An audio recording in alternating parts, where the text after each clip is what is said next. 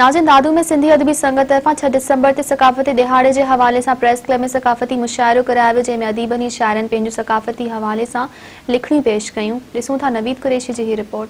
जेको सिंधी सकाफ़त जो ॾियारो मल्हाए पियो वञे, उन सिलसिले में जेके अख़बारूं आहिनि, चैनल आहिनि, सभु ॾियारे ते सकाफ़ती ॾियारो मल्हाए रहिया आहिनि। बसि सिंधी अदबी संगत या जेके दादू शरीफ़ जेके तंज़ीमूं आहिनि या दादू शहरी आहिनि, उहे बि ॾियारो मल्हाए रहिया आहिनि। उनजो इहो चवणु आहे त 6 डिसंबर ते असां ईद ॾियारो करे मल्हाईंदासीं ऐं असां सभु गॾु हूंदासीं 6 डिसंबर ते। उन सिलसिले में असां ॻाल्हि ॿोल्हि कई आहे, जेके हिते जेके शरीक थिया आहिनि, मुशाइरो आहे सिंधी अदबी संगत पारां। उन्हनि जो सभिनी जो इहो ई चवणु आहे, तक़रीबन दादू वासियुनि जो इहो चवणु आहे त हीउ जेको सकाफ़ती ॾियारो आहे असां लाइ ईद जो ॾियारो आहे, असां भरपूर तरीक़े सां मल्हाईंदासीं। अचो हिननि खां पुछा कयूं, हे छा था टोपी अजरक जो ॾींहुं आहे, ईद जो ॾींहुं आहे, मल्हाईंदासीं। आया आस थियाम 12 मंबोर में कसी पर पुनूअ जी न से नेर थियाम गोंदर वसरियाम सुखन शाखो कजू।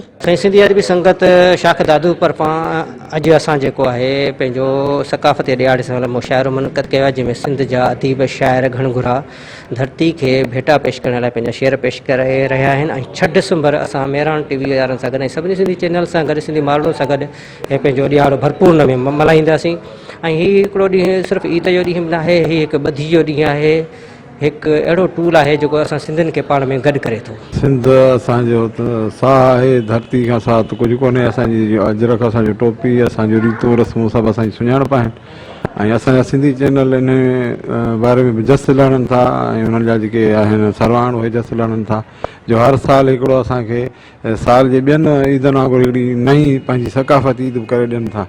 हिन सां माण्हुनि में मेल जोल वधे थो, मोहबत वधे थी, माण्हू गॾु थियनि था ऐं सिंध खे शौर मिले थो, सिंध खे पंहिंजी सकाफ़त जी सुञाणप मिले थी ऐं सिंधी माण्हू मुतहद थियण जी कोशिशि कनि था, सिंध जे बारे में पंहिंजी मिटी जे बारे में सोचण जी कोशिशि कनि था।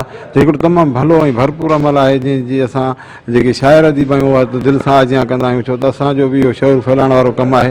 सकाफ़त त हर इंसान जो माना पंहिंजो ईअं सम्झो त बुनियादी हक़ु आहे ऐं ख़ासि करे असां सिंधी माण्हू जेके आहियूं, असांजी इहा दावा आहे त असां दुनिया खां क़दीम सकाफ़त रखण वारा आहियूं ऐं जेकॾहिं असांजी उन सकाफ़त खे केरु ईअं सम्झे थो त असां उहो ग़लति था कयूं, त मां सम्झां थो उहे पाण ग़लति आहिनि। सकाफ़त खे उजागर करणु हर क़ौम जो हक़ु आहे। असां कंहिंखे रोक मना कोन था कयूं। जेकॾहिं केरु पंहिंजी का चतराली टोपी पाए थो या कंहिं क़िस्म जी का ॿी सकाफ़त मल्हाए थो, त उन में असांजो एतिराज़ु कोन आहे कंहिंसां बि। बहरहाल असां सिंधी माण्हू खे इहो मौक़ो मिलियो आहे ऐं ख़ासि तौर ते जिन जिन धुरियुनि इन ॻाल्हि जी असांखे माना जेका असां तौसीह ॾिनी आहे, जेका सदियुनि खां क़दीम आहे ऐं इंतिहाई शाहूकार सकाफ़त आहे सिंध जी। ऐं हिननि ॾींहंनि जे मल्हाइण सां जेको ख़ासि फ़ाइदो थिए थो उहो इहो आहे त असांजी सिंधी सकाफ़त जे हवाले सां जेके बि शयूं असां जूं ठहनि थियूं, सिंधी अजरक आहे, टोपी आहे, उन जे सनतुनि खे फ़रोग़ मिले थो ऐं असांजी सनत जेका आहे अजरक जी ऐं टोपीअ जी उहा प्रोमोट थिए थी सॼी पूरी दुनिया ताईं। अजरक जेको आहे सो पखिड़िजी थो वञे ऐं पूरी दुनिया जे मुल्कनि ते जिते जिते सिंधी रहे थो ओसि ताईं अजरक खे ख़ासि करे हिननि ॾींहंनि में जेके हे ॾियारा जेके असां सेलिब्रेट कयूं था सकाफ़त जा, उन्हनि में उहो अजरक उते पहुचे थो। असांजो हिकिड़ो क़ौमी ईद आहे, हिकिड़ियूं हूंदियूं मज़हबी ईदियूं ऐं मज़हबी ॾिण। हीअ असांजी क़ौमी ईद आहे। हीअ उहो ॾींहुं आहे जंहिं लेवल ते सिंध जा माण्हू पंहिंजूं सियासी, समाजी ऐं मज़हबी विछोटियूं विसारे ऐं पंहिंजी धरती, पंहिंजी ॿोली, पंहिंजी सकाफ़त जी मालिकी जे लाइ उथी खड़ा थींदा आहिनि, सेलिब्रेट कंदा आहिनि। घरनि में हिक ॿिए खे दावतूं ॾींदा आहिनि। नंढड़ा मासूम ॿारड़ा अजरक ऐं टोपी जो शदीद इंतज़ारु कंदा आहिनि ऐं इन ॾींहं ते सकाफ़त असांजी पूरी दुनिया लेवल ते जेका प्रोमोट थिए थी, पूरी दुनिया लेवल ते पूरी दुनिया ॾिसे थी त सिंधी माण्हू गॾिजी सघनि था। ऐं जेकॾहिं कॾहिं पंहिंजे हक़नि जी हासिलात लाइ मुंहिंजी दुआ आहे त अलाह करे सिंधी क़ौम पंहिंजे हक़नि जी हासिलात लाइ पंहिंजा सभु वीछा विसारे इन ॾींहं ते जॾहिं उथी खड़ी थी, तॾहिं पोइ इहो ई यादि अचे थो जंहिं वक़्तु ही जोगी जाॻिया पोइ सूर न रहंदा असांखे। पाकिस्तान जो पीपल्स पार्टी जो MN चौधरी मंज़ूर जॾहिं होगो शावे सां मिलियो त उनखे तोहफ़े में सिंध जो अजरक ॾिनई माना जेकॾहिं हे असां ॾींहं न मल्हायूं, असां पंहिंजी सकावत खे दुनिया में ज़ाहिर न कयूं त हो इहा शइ करे न सघे हा। माना असां जे लाइ अहम आहे असां जेको पंहिंजो ॾींहुं मल्हायूं था सकाफ़त जो, त असांजी सकाफ़त दुनिया में उजागर थिए थी। ऐं जीअं साईं बुखारी साहिबु चयो त उन सां असांजी सनत खे फ़रोग़ बि मिले थो। वॾी ख़ुशी में ख़ुशी वारी ईद आहे।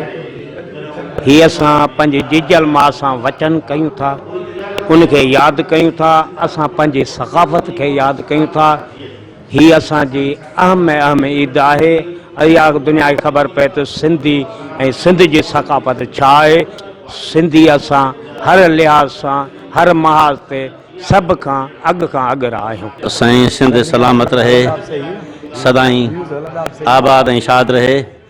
अवां जी महिरबानी जो ही प्रोग्राम रखियो वियो आहे।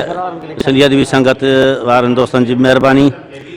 ऐं सिंधी असीं सदाईं आबाद ऐं शाद हूंदासीं, धारिया खणी कुझु बि चवनि, पर असांजी सिंध सदाईं आबाद रहंदी। हज़ार सालनि खां वठी क़दीम आहे ऐं उहा पंहिंजे आब ताब सां जारी सारी आहे ऐं असां उन जा रखवाला आहियूं। असीं सिंधी जेके हर साल जेको आहे हीउ ॾियारो मल्हाईंदा अचूं पिया।